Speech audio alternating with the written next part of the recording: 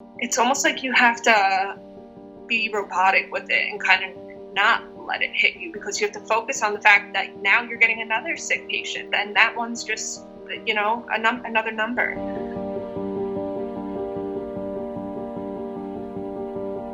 I became an RN 3 years ago. I have days where I'm like crying at work and other days where I can just like tough through it like no problem. I mean, I've used my same mask maybe for like 7 shifts already. And it gets gross. It's not effective after a certain amount of time. I don't really let it get to me too much because I know it's affecting just everybody all around. Every moment is critical. Their vital signs change like that. You have to anticipate what's the next move, what decision am I going to make, what could I do to help this person or save this person. Dealing with families who can't be there. They can't see the patient. I can't even imagine, what they're going through. Now we have a specific iPad designated to each unit, a nurse that goes around to each patient and dials the family's number and says, hey, would you like to FaceTime your family member? I know they have the breathing tube in and can't be here, and this would be something, maybe good for you. There was another patient. I was in my ICU at this point, a patient in bed 4. He was severely ill already with COVID in the unit for quite a few weeks already. So the family was actually very avid on calling us every day to FaceTime.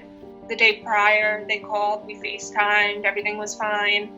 The day after, the family calls to set up a FaceTime conference. There were about 15 family members on the call, so they could see him and talk to him and, say prayers. And for 2 hours, they were in there and they wanted to talk to me too, but I couldn't stand in there for 2 hours. I had 2 other sick patients. I had to go in and out and check on them. So it was hard for me to leave, but I did quite a few times. And I kept coming back and they were still on the call. I go into my other patient's room. And then as I'm in that room, I hear alarms going off, and I see everyone running to my bed 4, where that patient was. And I look at the vital signs, and it's asystolic, meaning 0 heart rate, flatline. He was able to die in peace right after that phone call. I don't think it was a coincidence. I think that happened. He heard his family. They all talked to him, and he said, this is my time. I can go now. After he died, I was just in the room, him and my hands were kind of leaning over the side rail with my head down. I'll never forget this. And I was like, you just talked to your family minutes ago, and now this is it. You're done. It's sad, and it's so scary how that can happen, and it does hurt. And I can't imagine how the family feels.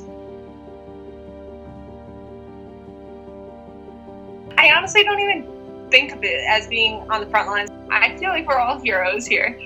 I don't know, it's difficult, but it's also rewarding knowing that we are saving so many lives. 1,000 patients have already been discharged from my hospital, and the amount of admissions for COVID is decreasing. So that is giving me some hope.